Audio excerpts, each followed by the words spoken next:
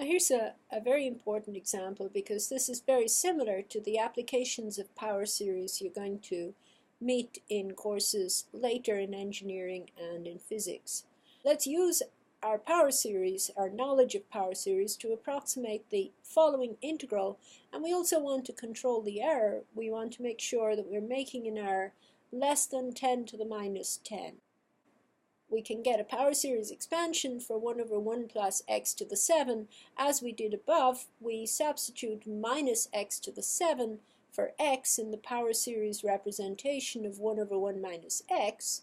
And then we get for x between minus 1 and 1, 1 over 1 plus x to the 7 is the sum from 0 to infinity of minus 1 to the n times x to the 7n.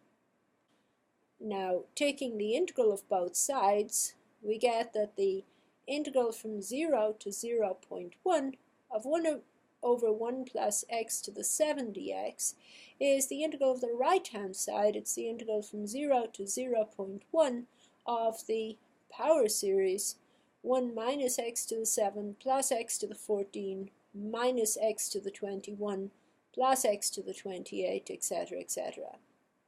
The integral of that power series is x minus x to the 8 over 8 plus x to the 15 over 15 minus x to the 22 over 22, etc., etc. The nth term is minus 1 to the n x to the 7n plus 1 over 7n plus 1. We want to sum that power series at x equals 0.1 and subtract what we get when we plug in x equals 0. Of course, when we plug in x equals 0 in this power series, we get 0 because there's an x in every term. So we have that the integral from 0 to 0.1 of 1 over 1 plus x to the 7 dx is this power series evaluated at 0.1. And that's 0.1 minus 0.1 to the 8 over 8 plus 0.1 to the 15 over 15, etc., etc., plus the general term is minus 1 to the n times 0.1 to the 7n plus 1 over 7n plus 1. And now this is, of course, an alternating series. It sums to the definite integral that we're looking for, and I can estimate the sum of the series, which is the definite integral I want to estimate, by taking a partial sum. As before, the error of approximation is less than or equal to the absolute value of the next term after the last one in my partial sum. I'm going to approximate this integral using the first few terms of this power series, and what I want to do is use the sum of enough terms so that the absolute value of the next term is less than 10 to the minus 10, which I want to be an upper bound for my error.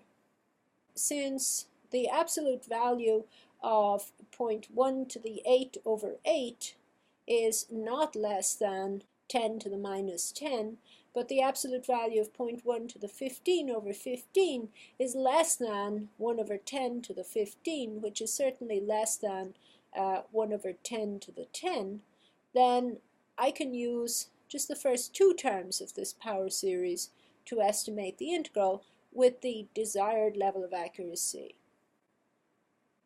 So the value of my integral is approximately equal to the sum of the first two terms of this power series, and that's shown here as 0.10000000125, and we know that the error of the approximation is less than the absolute value of the next term, which is certainly less than 10 to the minus 10. So this approximation is accurate to the desired level.